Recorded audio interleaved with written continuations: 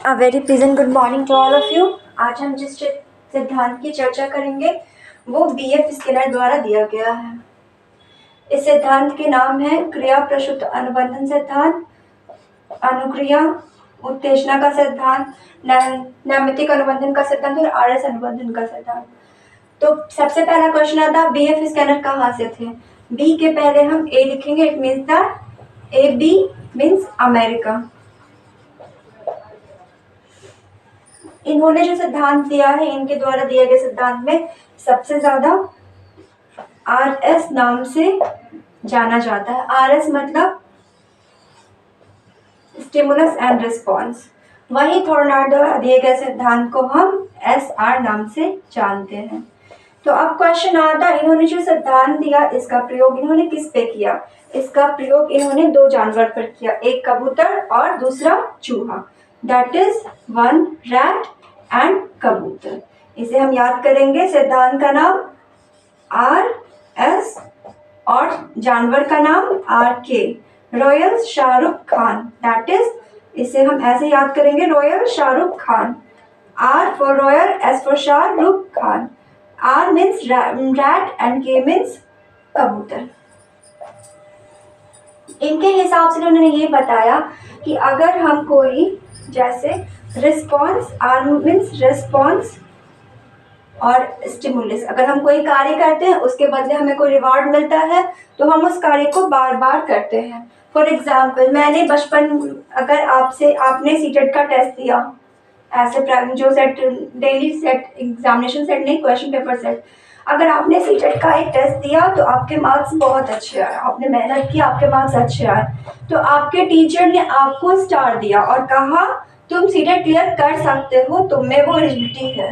वही एक दूसरे बच्चे ने भी सीटेट का टेस्ट दिया और उसके मार्क्स बहुत खराब आए। सो teacher has given the crying face और उन्होंने कहा तुम्हें बहुत तैयारी की जरूरत है, तुम पास करना तुम्हारा बहुत मुश्किल है।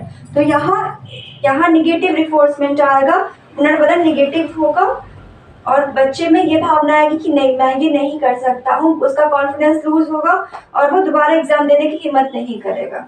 जबकि अगर पॉजिटिव रिइंफोर्समेंट या पॉजिटिव पुनर्बलन मिलता है तो वो उस काम को बार बार रिपीट करेगा। फॉर एग्जाम्पल, इन्होंने एग्जाम्पल में एक चूहे का एग्जाम्पल दिया। एक चूहे को पिंजरे में रखा गया और उस पिंजरे में एक बटन बनाया गया। चूहे एज यूजुअल, चूहे का फीचर होता है कि वो इधर से उधर फुदकते रहता है। चूहा जब जब फुदकता था तो बाहर से उसे कुछ दाने मिलते थे।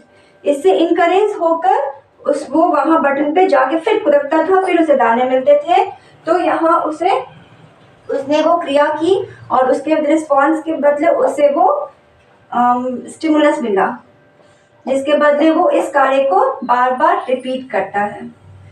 तो इस थ्योरी का उपयोग मोस्ट ऑफ स्पेशल एजुकेशन में होता है एज वेल एज नॉर्मल बच्चों की टीचिंग में होता है। फॉर एग्जाम्पल, अगर एक इंटेलेक्चुअल डिसेबिलिटी का बच्चा है या फिर ऑटिज्म का बच्चा है तो हम क्या करते हैं, हम उनके छोटे छोटे एक्टिविटीज पर, अगर वो कोई भी अच्छा एक्टिविटी छोटा भी करता है, वो सामान को उठा के कलर को यहाँ से यहाँ रखेगा। What we will take, very good, well done. क्यों? क्योंकि ये एक पॉजिटिव वर्ड्स है जो उन्हें एक पॉजिटिव रीइंफोर्समेंट देते हैं, इनकरेजमेंट देते हैं, ताकि वो ऐसे एक्टिविटीज और करे और वो और सीखे। सो द फेमस, इनके द्वारा सिद्धांत का जो फेमस नाम है वो RS अनुबंधन सिद्धांत है। R मीन्स रिस्पॉन्स, वही थॉर्नाडो द्वारा दिए गए सिद्धांत का नाम SR है, पहले स्टिमुली फिर रिस्पॉन्स। ये हमेशा याद रखिएगा जब भी R आए और S आए। पुनर्बलन शब्द जब भी आए तो वो स्किनर द्वारा दिया गया था।